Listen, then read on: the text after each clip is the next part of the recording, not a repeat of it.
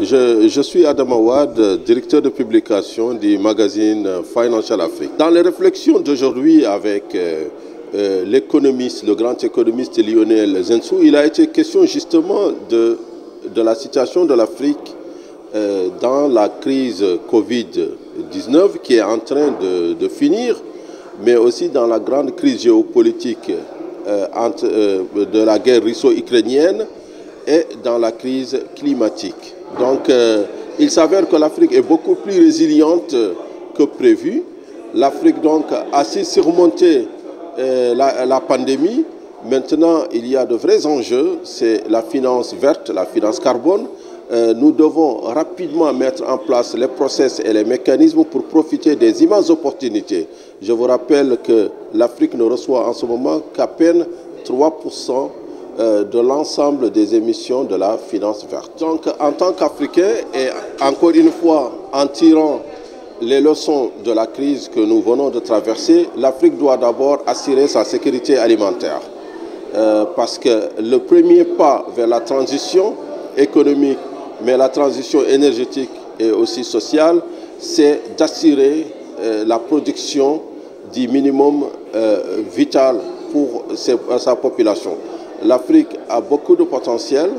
60% des terres arables se trouvent sur le continent. Nous avons une population relativement jeune. Donc, le plus important pour le moment, c'est d'assurer cette autosuffisance alimentaire, sans laquelle nous allons encore dépendre, et pour longtemps, des importations qui aujourd'hui représentent plus de 50 milliards de dollars par an, selon la Banque africaine de développement, et qui sont aussi source de fragilité parce que la principale inflation que nous avons, elle est importée et elle est due souvent aux factures sur les produits alimentaires et sur l'énergie. L'industrialisation de l'Afrique aujourd'hui s'impose pour créer de l'emploi. Voilà qu'à côté de ça, il y a des problèmes, il y a des écueils dans le financement local de nos entreprises. Sur quoi il faut axer ces circuits de financement en Afrique pour quand même booster notre développement. Voilà, comme l'a dit encore le Premier ministre Lionel Zinsou, nous avons un taux de financement de l'économie d'à peine 37%, contre plus de 200% dans certains pays développés et plus de 100% au Maroc par exemple.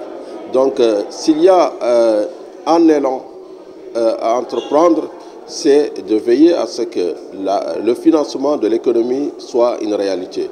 Le secteur privé se développe, mais il faudrait à côté un écosystème financier constitué de banques, de fonds d'investissement, de fonds de pension qui puissent donc financer les immenses opportunités et pour que l'Afrique relève les défis du développement. Donc aujourd'hui, il faut repenser la typologie de ces financements-là ou bien peut-être créer de nouveaux clichés, hein, pourquoi pas, peut-être de nouveaux paradigmes aussi dans la mise en œuvre de ces financements.